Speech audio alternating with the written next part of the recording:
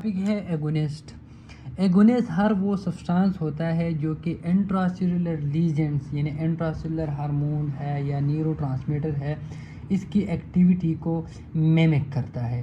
ठीक है, जैसे कि एसिटाइल कोलिन है। एसिटाइल कोलिन एक इंट्रासेलुलर लीजेंड है जो कि पैरासिम्पैथेटिक नर्वस सिस्टम को एक्टिवेट करता है। अब हम बाहर से ड्रग देते हैं जो कि एसिटाइल कोलिन की ही एक्टिविटी करता है, मतलब पैरासिम्पैथेटिक नर्वस सिस्टम को एक्टिवेट करता है।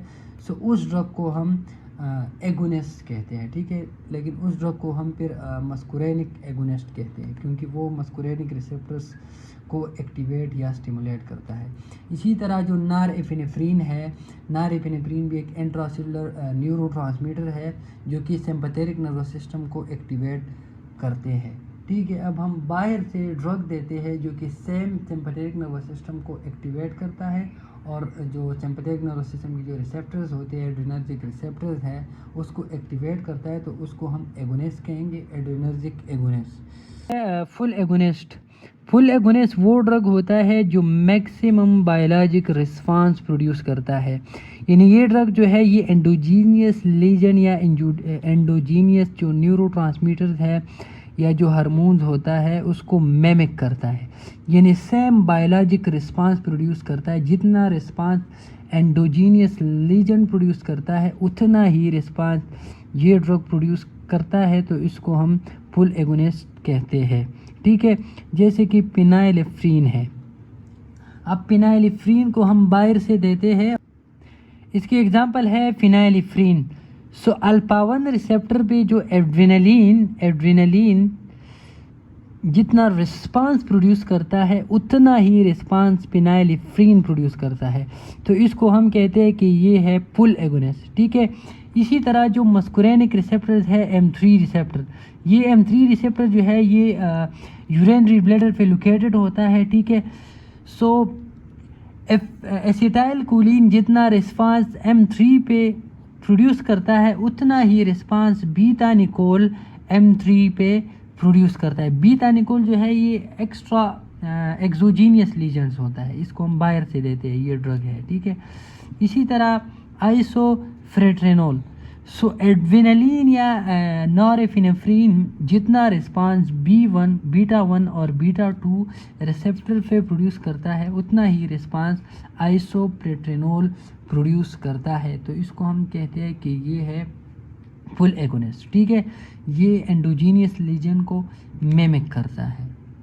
नेक्स्ट है पार्शियल एगोनिस्ट। पार्शियल एगोनिस्ट वो सब्सटेंस होते हैं जो कि एंडोजीनियस लेजेंड से कम रिस्पांस, यानी जितना रिस्पांस एंडोजीनियस लेजेंड्स प्रोड्यूस करता है उससे कम रिस्पांस ये पार्शियल एगोनिस्ट प्रोड्यूस करता है। ठीक है, पार्शियल एगोनिस्ट जो है ये एज अ एंटागोनिस्ट भी एक्ट करता है। एंटागोनिस्ट का मतलब ये है कि ये जो एगोनिस्ट होते हैं इसकी एक्टिविटीज़ को कम करते हैं। ठीक है, कैसे कम करते हैं? ये फुल एगोनिस्ट के साथ compete करता है। ठीक है, फुल एगोनिस्ट के साथ competitions करता है, मतलब फुल एगोनिस्ट की जगह ये रिसेप्टर साइड के साथ बाइंड हो जाता है। ठीक है, जिससे जो रिस्पांस होता है वो कम हो जाता है। ठीक है, इसमें एग्जांपल है ब्रोफ्रिनार्फिन। ठीक है, अब ये ओपियाइड रिसेप्टर पे एक्ट करता है। ठीक है, अब इसका एग्जांपल है बुप्रेनोर्फिन। ठीक है, ये ओपियाइड एगोनिस्ट है लेकिन ये पार्शियल एगोनिस्ट है, यानी ओपियाइड रिसेप्टर पे जितना एंडोजीनियस लेजेंड्स रिस्पांस प्रोड्यूस करता है उससे कम ये रिस्पांस प्रोड्यूस करता है। ठीक है, नेक्स्ट जो है ये है ओलेंजापिन। ओलेंजापिन जो है ये डोपामीन पार्शियल एगोनिस्ट है। इसका मतलब ये है कि जो एंडोजीनियस लेजेंड्स होता है डोपामीन जितना रिस्पांस डोपामीन रिसेप्टर्स पे प्रोड्यूस करता है उससे कम रिस्पांस ये ओलेंजापिन प्रोड्यूस करता है। ठीक है, तो ये पार्शियल एगोनिस्ट है। नेक्स्ट टॉपिक है इनवर्स एगोनिस्ट। इनवर्स एगोनिस्ट वो सब्सटेंस होते हैं जो कि अपोजिट इफेक्ट प्रोड्यूस करता है टू एगोनिस्ट, यानी एगोनिस्ट जो इफेक्ट प्रोड्यूस करता है उसका अपोजिट इनवर्स एगोनिस्ट प्रोड्यूस करता है। ठीक है, जैसे कि बीटा ब्लॉकर है। ठीक है, तो बीटा ब्लॉकर जो है ये बीटा एगोनिस्ट का अपोजिट इफेक्ट प्रोड्यूस करता है। बीटा एगोनिस्ट जो है ये हार्ट रेट को इंक्रीज करता है, ब्लड प्रेशर को इंक्रीज करता है, और ये जो है ये हार्ट रेट को डिक्रीज करता है, ब्लड प्रेशर को डिक्रीज करता है। तो इसका मतलब ये है कि ये एगोनिस्ट का अपोजिट एक्शन प्रोड्यूस करता है। ठीक है, जिस तरह सेकंड एग्जांपल है हिस्टामिन, एंटी हिस्टामिन। ठीक है, अब हिस्टामिन जो है ये सिक्रीशंस करता है, ब्रांकोस्पाज्म करता है। ये जो है ये हिस्टामिन का अपोजिट रिस्पांस शो करता है। मतलब ये है कि ये सिक्रीशंस को कम करेगा, ब्रांकोडाइलेशन करेगा। सो ये है इनवर्स एगोनिस्ट। नेक्स्ट टॉपिक है एंटागोनिस्ट। एंटागोनिस्ट वो सब्सटेंस है जो कि एगोनिस्ट की एक्टिविटी को ब्लॉक करता है या एगोनिस्ट की एक्टिविटी को डिक्रीज करता है। ठीक है, एंटागोनिस्ट जो है ये एगोनिस्ट के रिसेप्टर के साथ बाइंड हो जाता है और एगोनिस्ट का जो रिसेप्टर साइट्स होता है उसको ब्लॉक करता है, जिसकी वजह से एगोनिस्ट जो है वो अपने रिसेप्टर साइट के साथ बाइंड नहीं होता और एगोनिस्ट का जो एक्टिविटी होता है वो डिक्रीज होता है। ठीक है, जैसे कि कोलिनर्जिक एंटागोनिस्ट। सो कोलिनर्जिक एंटागोनिस्ट जो है ये वो सब्सटेंस है, वो ड्रग है जो कि कोलिनर्जिक रिसेप्टर्स की एक्टिविटी को ब्लॉक करता है, यानी कोलिनर्जिक एक्टिविटी को डिक्रीज करता है। इसी तरह है एड्रेनर्जिक एंटागोनिस्ट। सो एड्रेनर्जिक एंटागोनिस्ट भी वो ड्रग्स होते हैं जो कि एड्रेनर्जिक रिसेप्टर्स है, जो कि सिंपैथेटिक नर्वस सिस्टम को एक्टिवेट करता है, उसकी एक्टिविटी को ब्लॉक या डिक्रीज करता है। इसकी टाइप्स है कम्पिटेटिव एंटागोनिस्ट। सो कम्पिटेटिव एंटागोनिस्ट जो है ये ड्रग एगोनिस्ट का जो रिसेप्टर्स होता है उसके साथ ये बाइंड हो जाता है, लेकिन ये टेम्परली बाइंड हो जाता है। ठीक है, और एगोनिस्ट को अपने रिसेप्टर साइट के साथ बाइंड नहीं होने देता। ठीक है, अब ये एगोनिस्ट और एंटागोनिस्ट दोनों का स्ट्रक्चर सेम होता है। ठीक है, इस वजह से ये दोनों जो है ये कंपटीशंस में होते हैं। ठीक है, सो जिसका कंसंट्रेशन ज़्यादा होता है वो रिसेप्टर साइड के साथ बाइंड हो जाता है। जो एंटागोनिस्ट होता है इसकी एक्टिविटीज़ को हम रिवर्स कर सकते हैं। ठीक है, अगर एगोनिस्ट का कंसंट्रेशन बढ़ जाता है या जब हम एगोनिस्ट की कंसंट्रेशन को बढ़ा देते हैं तो एंटागोनिस्ट का एक्टिविटीज़ खुद ब खुद डिक्रीज़ हो जाते हैं। ठीक है, इसका एग्ज़ाम्पल जो है ये है अल्फ़ा एंटागोनिस्ट। ठीक है, ये टीराजोसम, फ्रेजोसम, ये जो है ये अल्फ़ा रिसेप्टर है। अल्फ़ा रिसेप्टर ये एड्रेनर्जिक रिसेप्टर्स होते हैं जो कि ब्लड वेसल्स में प्रेजेंट होता है। ठीक है, सो ये अल्फ़ा रिसेप्टर को ब्लॉक करते हैं। ठीक है, जिसकी वजह से जो एड्रेनलिन होता है, एड्रेनलिन वो फिर अल्फ़ा रिसेप्टर के साथ बाइंड नहीं होता। ठीक है, इसी तरह बीटा ब्लॉकर है। सो बीटा ब्लॉकर जो है ये बीटा रिसेप्टर को ब्लॉक करते हैं। ठीक है, बीटा 1 रिसेप्टर्स है, बीटा 2 रिसेप्टर्स है, बीटा 3 रिसेप्टर्स है। ठीक है, सो ये बीटा रिसेप्टर को ब्लॉक करते हैं।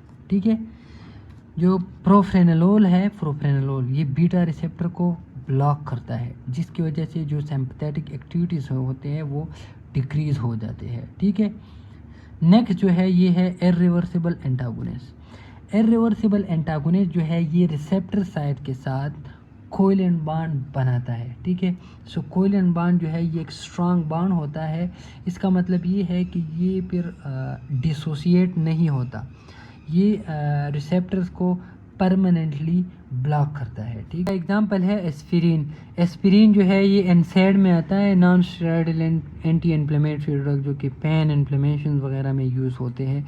इसी तरह ये एंटी प्लेटलेट्स में भी हम यूज़ करते हैं। ये एस्पिरिन जो है ये कॉक्स 1 और कॉक्स 2 की एक्टिविटी को परमानेंटली ब्लॉक करता है। कॉक्स 1 जो है ये साइक्लोऑक्सीजिनेज 1 है और साइक्लोऑक्सीजिनेज 2 जो कि प्रोस्टाग्लैंडिन को प्रोड्यूस करता है। ठीक है, तो वो जो इस रिसेप्टर साइड को परमानेंटली ब्लॉक करता है। ठीक है, नेक्स्ट टॉपिक जो है ये है एलोस्टेरिक एंटागोनिस्ट। एलोस्टेरिक एंटागोनिस्ट ये रिसेप्टर साइड के साथ बाइंड नहीं होता, ये allosteric other than active site के साथ ये बाइंड हो जाता है। ठीक है, ये एक्टिव साइट का जो शेप होता है, जो स्ट्रक्चर होता है उसको मॉडिफाई करता है, जिसकी वजह से एगोनिस्ट जो है वो अपना रिसेप्टर साइट के साथ बाइंड नहीं होता। ठीक है, सो फिर जो रिसेप्टर है वो एक्टिवेट नहीं होता। जब रिसेप्टर एक्टिवेट नहीं होगा तो उसका एक्टिविटी भी या इफ़ेक्ट जो है वो प्रोड्यूस नहीं होता है। ठीक है, इसका एग्जांपल जो है वो है ग्लाइकोफाइरुलेट। ग्लाइकोफाइरुलेट जो है ये कोलिनर्जिक एंटागोनिस्ट है, कोलिनर्जिक एंटागोनिस्ट है। ठीक है, और ये जो कोलिनर्जिक रिसेप्टर्स होता है ब्रोंकाई में, उसको ब्लॉक करता है, ठीक है। सो ये ब्रोंको डायलेशन भी करता है और जो ब्रोंकियल सिक्रीशंस होते हैं उसको कम करते हैं। नेक्स्ट टॉपिक है फंक्शनल एंटागोनिस्ट। अब फंक्शनल एंटागोनिस्ट में जो ड्रग होते हैं वो जिस रिसेप्टर के साथ एगोनिस्ट बाइंड होता है उस रिसेप्टर के साथ ये बाइंड नहीं होता, दूसरे रिसेप्टर के साथ बाइंड होता है, ठीक है। और एगोनिस्ट का बिल्कुल अपोजिट एक्शन जो है ये प्रोड्यूस करता है।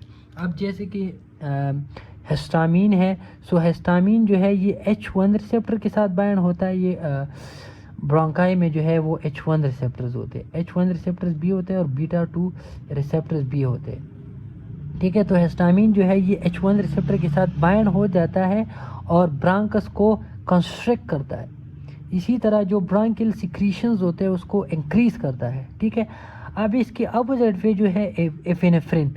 अब एफिनेफ्रिन जो है ये हिस्टामीन रिसेप्टर के साथ बाइंड नहीं होता बल्कि ये β2 रिसेप्टर के साथ बाइंड होता है, ठीक है, β2 रिसेप्टर, और इसका बिल्कुल अपोजिट फंक्शन करता है, ठीक है। ये ब्रांको डायलेशन करता है, ठीक है। सो ये दोनों जो है ये बिल्कुल अपोजिट फंक्शन प्रोड्यूस करता है और ये डिफरेंट रिसेप्टर के साथ बाइंड हो जाते हैं। ये हिस्टामीन रिसेप्टर के साथ बाइंड हो जाता है, एपिनेफ्रिन जो है ये β2 रिसेप्टर के साथ बाइंड होता है, ठीक है। पोटेंसी, सो पोटेंसी है amount of drug needed for a specific effect. किसी भी ड्रग को अपना इफेक्ट शो करने के लिए जितना अमाउंट चाहिए होता है उस अमाउंट को हम पोटेंसी कहते हैं, ठीक है। इसका है ईसी पेप्टी। ईसी पेप्टी का मतलब होता है इफेक्टिव कंसंट्रेशन, ठीक है। किसी भी ड्रग को अपना 50% इफेक्ट प्रोड्यूस करने के लिए जितना अमाउंट चाहिए होता है इसको हम ईसी पेप्टी कहते हैं, ठीक है। एग्जाम्पल्स है, दो ड्रग हैं, ठीक है, ड्रग ए और ड्रग बी। ड्रग ए को अपना 50% इफेक्ट प्रोड्यूस करने के लिए 10 mg/ml ड्रग चाहिए होता है, ठीक है। ड्रग बी को अपना 50% इफेक्ट प्रोड्यूस करने के लिए 100 mg। सो इसको अपना 50% इफेक्ट प्रोड्यूस करने के लिए ज़्यादा अमाउंट चाहिए होता है, तो इसलिए ये लेस पोटेंस है। और इसको अपना 50% इफेक्ट प्रोड्यूस करने के लिए 10 mg, इसको कम अमाउंट चाहिए तो इसलिए ये मोर पोटेंट है, ठीक है। सो इसमें दो ड्रग है, कैंडिसर्टान और एर्बिसेंट्रान। ये एंटी हाइपरटेंसिव ड्रग है, हाइपरटेंशन के लिए यूज़ होते हैं और ये एंजियोटेंसिन 2 रिसेप्टर को ब्लॉक करते हैं। सो इन दोनों में से जो मोर पोटेंट है यानी जिसकी पोटेंसी ज़्यादा है वो है कैंडिसर्टान, ठीक है। इसको अपना इफेक्ट शो करने के लिए कम अमाउंट चाहिए होता है, ठीक है। ये जो है ये लेस पोटेंट है क्योंकि इसको अपना इफेक्ट प्रोड्यूस करने के लिए ज़्यादा अमाउंट रिक्वायर्ड होता है। एफिकेसी सिंपल मतलब ये है कि एक ड्रग जितना रिस्पांस प्रोड्यूस करता है उस रिस्पांस को एफिकेसी कहते हैं, ठीक है। सो एफिकेसी और पोटेंसी जो है ये दोनों अपोजिट है, ठीक है। पोटेंसी जो है ड्रग को अपना इफेक्ट प्रोड्यूस करने के लिए जितना अमाउंट रिक्वायर्ड होता है उस अमाउंट को पोटेंसी कहते हैं और जितना रिस्पांस वो प्रोड्यूस करता है उस रिस्पांस को एफिकेसी कहते हैं।